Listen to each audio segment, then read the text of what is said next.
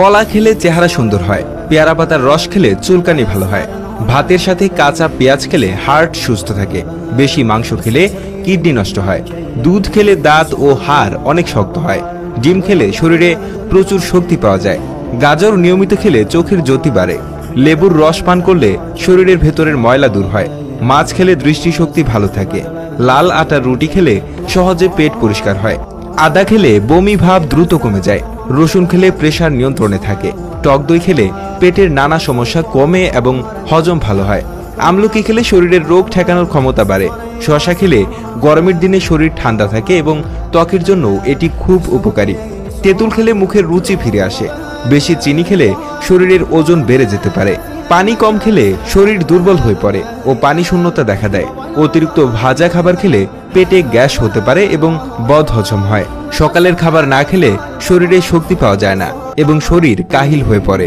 বেশি চা বা কফি খেলে রাতে ঘুম কম হয় এবং অস্থিরতা বোধ হয়, খেজুর খেলে শরীরে তাড়াতাড়ি শক্তি আসে এবং ক্লান্তি দূর হয়, মধু খেলে গলার খুশখুশানি কমে এবং ঠান্ডা লাগলে আরাম পাওয়া যায়, বাদাম খেলে স্মৃতিশক্তি ভালো থাকে এবং মস্তিষ্কের স্বাস্থ্য উন্নত হয়, পেঁপে হজম করতে সাহায্য করে এবং কোষ্ঠকাঠিন্য দূর করে, লাউ খেলে শরীর ঠান্ডা থাকে এবং মূত্র পরিষ্কার হয় যা কিডনির জন্য ভালো, করলা খেলে দেহের চিনির মাত্রা ঠিক থাকে, বিশেষ করে ডায়াবেটিস রোগীদের জন্য উপযোগী, ডালিমের রস খেলে ত্বক উজ্জ্বল হয়, তরমুজ খেলে শরীরে পানির অভাব পূরণ হয় এবং গরমকালে শরীর সতেজ থাকে, মিষ্টি কুমড়া চোখের জন্য খুবই